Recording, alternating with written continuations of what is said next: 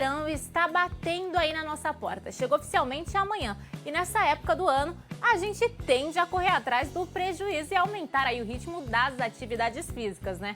E é aí que mora o perigo. É preciso ter cuidados para evitar lesões. O doutor Marcos Costa, especialista em medicina esportiva, está ao vivo com a gente para falar sobre esse assunto. Seja muito bem-vindo, doutor. Muito obrigado, uma boa tarde. Boa tarde. Doutor, a primeira dúvida que surge é, de fato, no verão, aumentam os riscos de ter aí uma lesão ou o inverno está mais propício para isso? As situações de extremo, elas acabam propiciando, né? Então, o frio também aumenta alguns tipos de lesões e o verão também, tá? Mas o verão é a principal incidência porque aumenta o número de praticantes, né? Como você bem disse, as pessoas querem tirar o atraso, então querem ir em busca de uma melhora corporal, de emagrecer. O próprio calor traz a gente para o ambiente externo, para buscar uma atividade física no ambiente externo. Então aumenta o número de praticantes, aumenta a incidência das lesões também. Doutor, o senhor comentou aí sobre a questão dos tipos, né, de lesões. Queria que o senhor comentasse quais são as mais comuns. De uma maneira geral, as lesões elas estão associadas ao tipo de prática esportiva, né? Mas as lesões musculares são as lesões mais comuns, então as distensões, os estiramentos e até as rupturas musculares. Depois vem os entorses e os traumas, tá? Certo. E como que a gente faz aí para identificar a lesão? Normalmente quais são os sintomas, primeiros sintomas que a gente vê? Inchaço é um deles? Inchaço, mas o principal sintoma é a dor, um desconforto.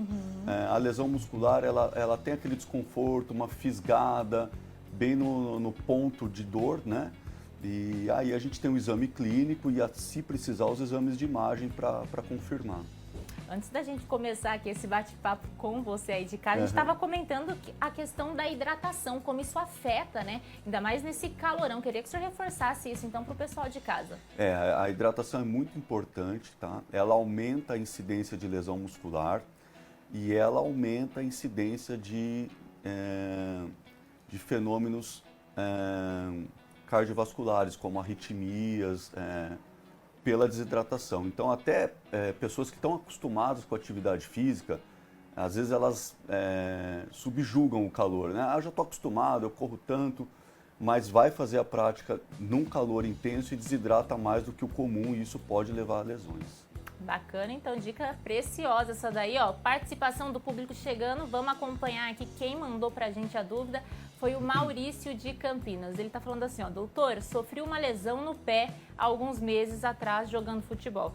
Já passei por reabilitação. Gostaria de saber se a chance de sofrer outra lesão aumenta por já ter sofrido essa lesão anterior. Aumenta, doutor?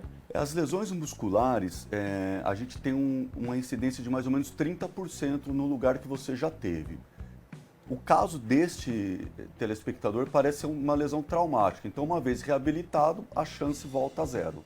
Exatamente igual a de antes de ter sido tratado. No caso que ele comentou aí, né, a reabilitação seria uma fisioterapia, uma cirurgia, que a gente não sabe exatamente qual é o caso. A gente não sabe. A reabilitação pode ser só repouso, por exemplo, ou só uso de medicação e gelo. Dá a entender que ele fez um tratamento, né? Provavelmente a base de fisioterapia, porque acho que senão ele teria mencionado a cirurgia. Acredito que ele deva ter feito um tratamento fisioterápico, que é a forma mais comum e que as pessoas entendem como reabilitação, né? Bacana. Próxima participação aqui com a gente, vamos ver, a Maria de Montemor. Ela falou, olá, tenho 61 anos e nunca pratiquei atividade física, mas gostaria de começar. Tenho medo de sofrer alguma lesão por ser idosa. Quero saber o que o doutor recomenda. Existe alguma atividade que não traga muito risco? A gente recomenda e muito que comece a fazer, tá? Todo mundo deveria começar com uma programação. Então, procurar um profissional de educação física e buscar a atividade. Ela tem que ser uma atividade prazerosa e compatível com as possíveis limitações. Para quem não faz nada, qualquer começo tá bom.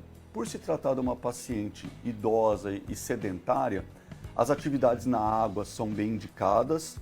E eu costumo recomendar muito Pilates, e principalmente as mulheres se adaptam muito bem e acabam gostando muito do Pilates. Antes da gente ir para a próxima participação do público, doutor, eu gostaria de saber por que as lesões tendem a acontecer. Por exemplo, as instruções incorretas, né? Fazer ali, porque normalmente o pessoal já chega achando que sabe fazer, né? Sabe, não conhece a teoria, só vai direto para a prática. Isso atrapalha, isso influencia? Atrapalha. Bom, as lesões traumáticas, né, são traumas, são imprevisíveis, mas as lesões musculares, que são as mais comuns, existe a maior parte das vezes, um despreparo, um exagero, não tem a força necessária para aquela atividade, ou não tem o alongamento, a flexibilidade necessária. As lesões de tendões também são decorrentes da falta de preparo. Então, a gente sempre recomenda a procura de um profissional da área de educação física para dar início, fazer uma planilha de treinamento, quer dizer, fazer uma adaptação para depois buscar os resultados. Conversar com um profissional da educação física, qual que é o objetivo? É só saúde, é estética, é perda de peso, é ganhar força? Eu tenho uma competição e quero participar? Porque a partir daí ele vai ter as informações necessárias para bolar um programa de treinamento e minimizar o risco de lesão, tá?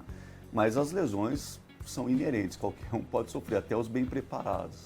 Certo. Olha, o esforço excessivo também pode ser, né, aí um problema. A gente vê normalmente na academia os adolescentes, por exemplo, pegando um peso desnecessário, por assim dizer, né? Pode causar algum trauma?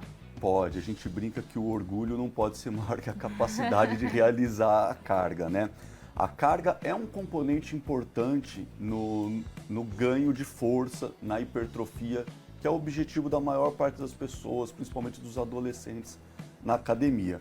Mas o peso não é a única variante. É muito melhor você trabalhar com uma carga menor e com a mecânica perfeita, tá? Ou então trabalhar mais repetições, mais séries, exercícios diferentes do que realmente a carga. Mas realmente os adolescentes têm isso, eles acham que quanto mais carga, melhor, e acabam se lesionando. É um perigo. Próxima participação aqui com a gente, a Beatriz de Limeira.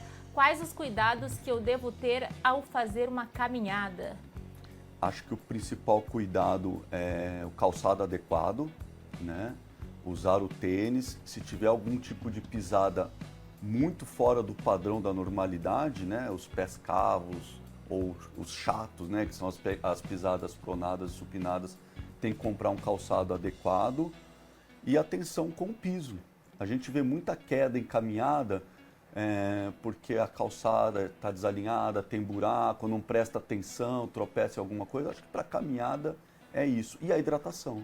A hidratação é importante para quem está começando.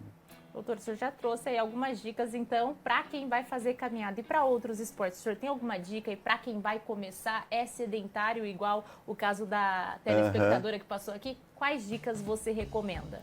Tá. A gente recomenda, primeiramente, uma avaliação para minimizar os riscos cardiológicos, né? Então, passar com um profissional da área, fazer os exames necessários, se necessários, para descartar algum tipo de desfecho não desejado. Os alongamentos, os treinos de mobilidade e o treinamento de força resistido. Pode ser musculação, pode ser a calistenia, que é o uso do próprio peso corporal. Isso vai ajudar a prevenção e vai trazer saúde. E aí, qual atividade que a pessoa deseja começar vai depender, e aí procurar realmente um profissional habilitado para dar início. É isso aí. Obrigada, doutor, Muito pelo obrigado. papo de hoje. Foi um prazer te receber. Prazer foi meu.